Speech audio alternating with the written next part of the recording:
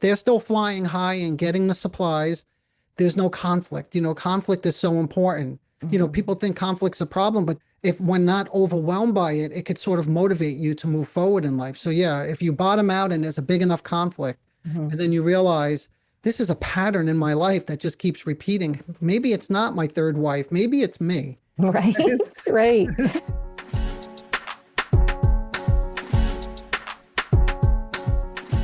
Hello, everyone. Welcome to the Narcissism Decoder. I'm your host, Dr. Anthony Mazzella. In today's episode, you'll hear a clip from an interview I did with Deborah, the host of Healing from Toxic Abuse podcast. I bring you into our discussion right at the point where she expressed a great deal of surprise that people actually come to therapy identifying as narcissistic, because self-reflection is the very thing they resist, she thought.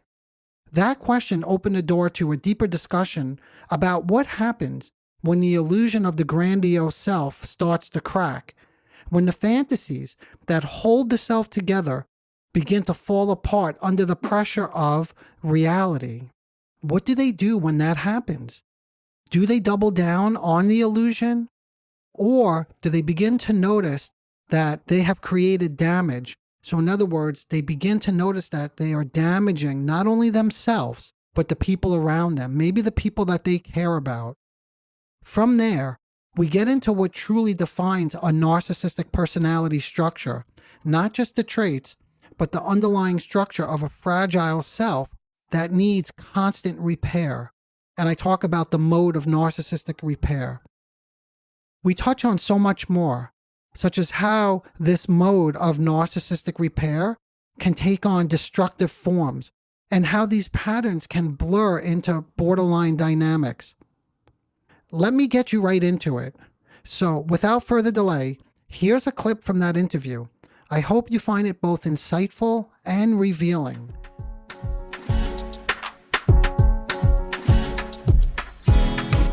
I'm surprised that you're getting people that are coming to you who identify with narcissism, just because from what I understood is that the self-reflection aspect is very limited. And just like you're saying, the defenses come up. So just From our experience, we've seen such a resistance to any kind of treatment or even acknowledgement of that. How are you getting them to come to you and say that? Overall, it's because what happens is these defenses, they're very precarious, because they distort reality so much. So what that means is reality penetrates. So reality eventually penetrates and they crash. And that's the whole collapse of the grandiose structure that I mentioned earlier that holds them together. So this could range from anywhere from a significant person in their life, like a loved one, a spouse, telling them, because so many people are getting more educated about narcissism today. And maybe this isn't the best way to do it, but they tell them you're a narcissist and I'm not going to tolerate this anymore and you need to get some help or I'm leaving. Not all of them want to lose their relationship. So they puncture their fantasy. The grandiose fantasy gets punctured. And this happens all the time. So maybe there is a failure at work, right? Or maybe, I get parents who come to me where their children want to go no contact now because they realize that their parent is a narcissist, but they don't want to lose their child. I could keep going, but the way that, in short, the answer is the grandiose structure, the illusion can only hold up for so long. Reality eventually gets in the way, and then it depends what you want to do once the reality punctures it. And like to your point, many people probably want to just reinstate the illusion, double down. But there are other people out there who get confronted with reality and they don't want to lose something. And that's where they may turn, to get more serious treatment. And by the way, many of them have been in and out of treatment for many years unsuccessfully. So I think they know at some level that there is inherently a problem inside of them.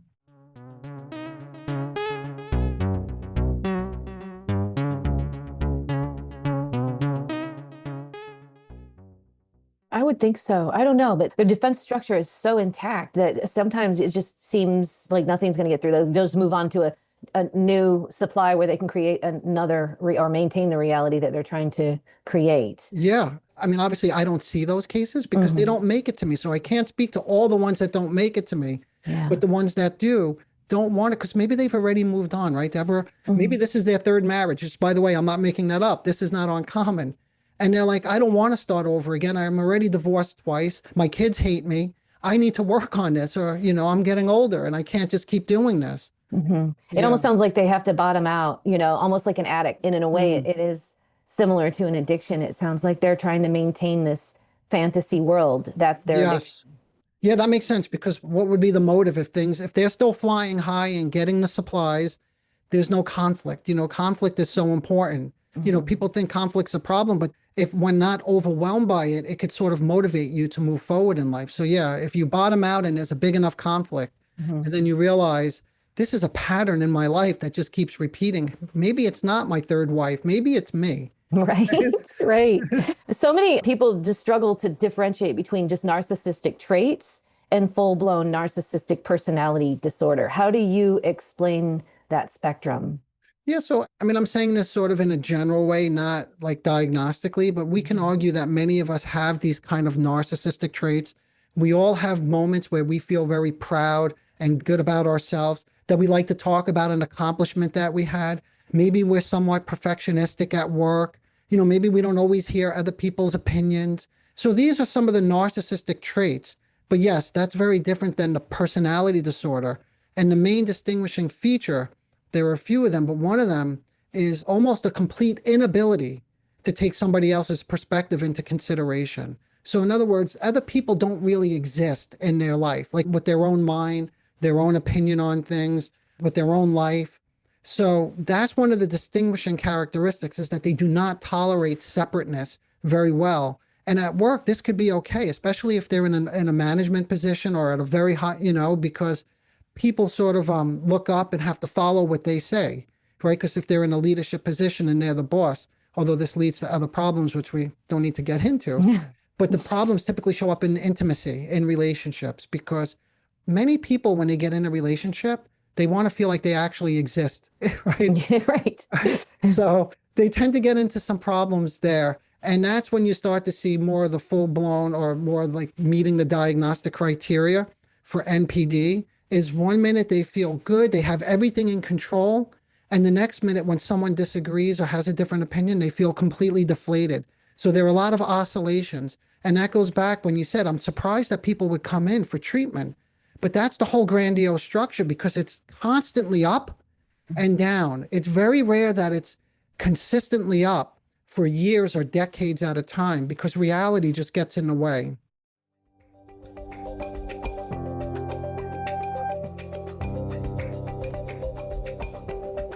Does it sort of look like a Dr. Jekyll and Mr. Hyde presentation? It could. I'm not sure how quickly that oscillates with Dr. Jekyll and Mr. Hyde, because depending on how much that oscillates or how quickly, then you get into more of what we call borderline personality disorder. And the main distinguishing factor is the borderline doesn't have that grandiose structure that I keep mentioning. That structure, that grandiosity, really holds them together so they can live in actually a more stable life. And this, they appear. Sometimes they can even appear. And they are high functioning in many different ways, right? Again, except for when it comes to intimacy. But yes, it does oscillate like that Dr. Jekyll and Mr. Hyde, but typically when they are what? Slighted, and they don't get the supplies. And that's when you see the other side. Well, I was going to say the more vulnerable side begin to emerge, which you may see. They may become more clingy and needy and demanding, right? But to get the supplies, depending on what we call like different clusters of narcissism, which just means there are different presentations of it, they all have a different mode of repair. They can repair their self-esteem in different ways. So some of them could be very clingy and needy and get the supplies that way. We're all the way on the other end of the continuum. Some can become quite what? Destructive, aggressive, hostile, demanding, controlling, manipulative. So you see different presentations of how they try to reconstitute their self-esteem and sense of self.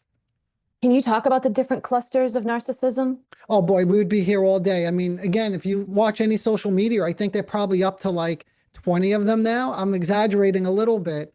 But in my mind, if we just sort of level them out, I would just look at it as on a continuum of like the more vulnerable, needy, clingy type. These are the people who may still live at home, or, like with their parents, they live in the basement, even though they're adults and they're not really financially independent.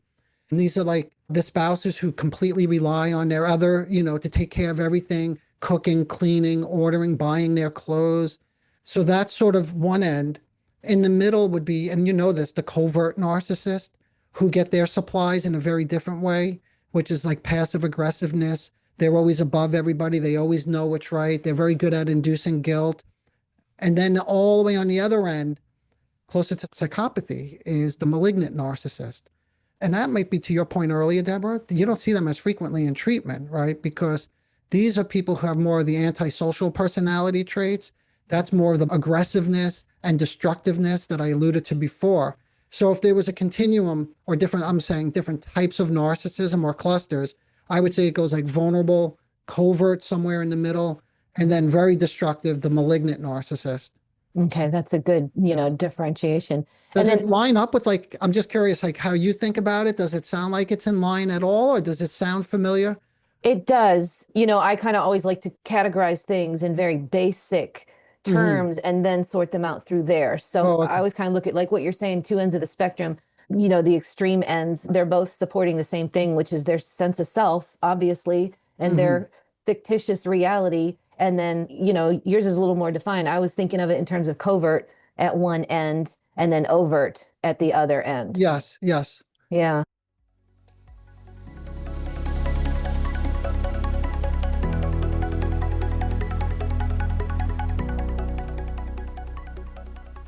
Yeah, that's fine. For many years in the psychoanalytic literature, that's the way it was defined. With the Hmm. covert, and this definition has changed a little bit today, Hmm. but the covert being like the underinflated Hmm. narcissist. So they're the ones who sort of look up and admire and are more likely to be in a relationship with the overt Hmm. narcissist who needs the one who's deflated. So you have the overinflated and the underinflated Hmm. narcissist. I mean, that's That another, makes sense. Yeah. yeah. Yeah, that does make sense too. Then talk about the differences between borderline. So we're talking about cluster B, Mhm. and then you mentioned borderline, but talk about how that differs from narcissism and then some of the overlaps a little bit more. Like how can people identify the borderline personality disorders, which can be just as dangerous? Yeah. So one of the main distinguishing characteristics, again, in my mind, is that grandiose structure that holds the narcissist together, and they can lead somewhat of a high function in life because they always have that structure to fall back on, which holds them together, which is, I am better than everybody, right? That's Hmm. it. I don't need anybody. They have a very dismissive quality to them. Dependency is very difficult. This is all with the narcissist, right? Hmm. With the borderline, they don't necessarily, some do, there's overlap right there because some people who have these borderline characteristics also do have narcissistic characteristics. But overall, if you don't have that grandiose structure to hold you together, what you'll see are more intense Hmm. and frequent fluctuations in affect. So Hmm. they're more affectively dysregulated. Yeah, maybe that's the best way to put Hmm. it. So when you're with somebody who has more of these borderline characteristics, you're more likely to see someone who could be really happy, laughing in one moment and really love you. And they look up to you and they admire you. And then in the next moment, they're at your heels. They're like, so there's an old saying with the borderline, they're either at your heels, which means they look up to you and they admire you, or they're Hmm. at your throat. They want to kill you. They want to strangle you. And these oscillations come very quickly. So that's one of the things where the narcissist has the grandiose structure to fall back on, but it creates some stability in their life.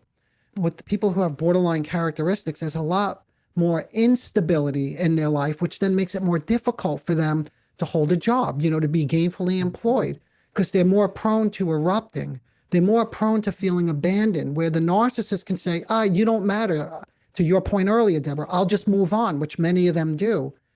With someone with the borderline characteristics will just collapse, so, That's a so, good way to put it. This is an excellent description. oh, thank you. Yeah. Okay. Does it raise any further questions as Yeah, I'm, it does, but this is okay. off topic, but I'm just curious because I see this all the time with clients who are misdiagnosed with bipolar. Yes. People always get bipolar and borderline mixed up. And Yes. can you talk about your observations with Yeah. that? Yeah. This is so common. So with bipolar is a mood disorder. And again, just in my own practice, what I tend to see is do you become depressed and manic, right? And bipolar, which could mimic, right, this splitting that I'm describing with the borderline, right? So there is some confusion, but the main distinguishing characteristic, again, in my mind, has to do with the rapidness of it. So someone who's bipolar can be in a state of mania Mhm. or depression for an extended period of time. Where Mhm. somebody who has more of the borderline characteristics, they're going to oscillate more quickly. It's not going to be weeks or months that they're in this sort of state.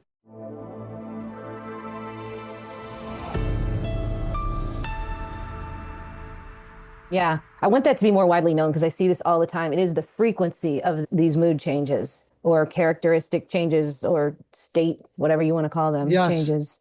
Yeah. What are some of the earliest red flags that people can look for before they're, deeply entangled with somebody, and it becomes a toxic relationship?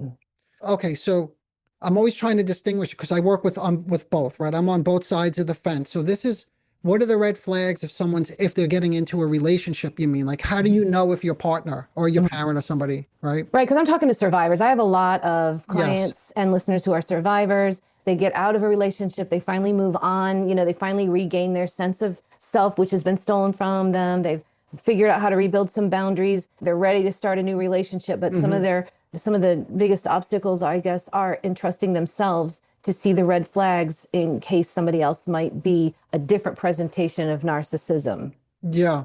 I want to give something so subtle. I mean, I think you probably know the obvious ones. Like the biggest one is how do they respond when you have an opinion that's different than theirs, right? How do they respond when you bring them something that you're very proud of, that you feel good about, right? I could keep going, but these are I think, probably the ones that most people would recognize, right? That, again, there's very little room for you to exist in this type of relationship.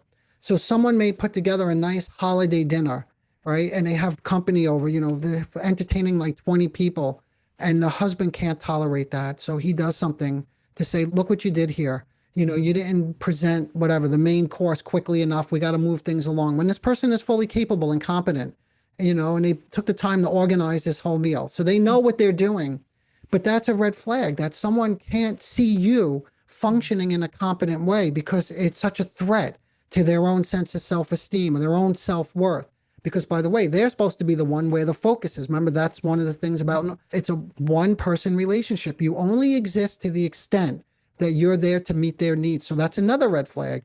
Do you feel exhausted at the end of the day because you're always there, right, for them and not for you? So it's not just do you have a voice, an opinion, and is it accepted and respected, but also are you just a cheerleader? And what happens when you stop cheerleading? So these are some of the red flags. Like, what if you want to go out with your girlfriends, like just to have a night out? How do they respond to that? Are they encouraging you to go and get some time? Are they resentful? And then you text them to check in and they ghost you. They don't even respond to your text because they're seeking revenge. I mean, they wouldn't call it that. They would say, oh, I was just busy. But in essence, they can't tolerate you going out and living your own life, even just something as simple as retiring to the bedroom or reading a book. All of these are red flags, depending on how they respond to that.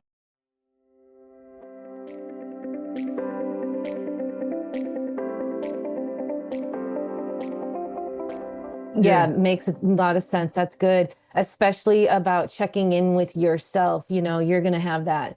Your body's going to feel it if you're feeling drained or tired, or if you're feeling energized when you're around them, or, drained. You can't be yourself if you constantly have to give them your attention and your energy. Those are good ways to. Oh, let me add one more now that you said that. This is a big one, and I wanted to give you a really subtle one, okay? Yeah. This is a good one. It's in the early stages of dating and you have these amazing honeymoon weekends together. And they're like, that was great. I just want things to be like this forever. Why do you need to bring that up now? Or like if you're a little sad at the end of the weekend because you're separating, and they kind of have a dismissive attitude, like, let's stay focused. Let's just stay focused on what's good. Why do you need to be so negative? But the point is, when things are great, that's a problem as well, believe it or not. I know that's hard for many people to hear, but what goes up must come down. And if you're striving for this ideal position that things always have to be great, that's a red flag too. That's a good one. Yeah. You're right. That is good.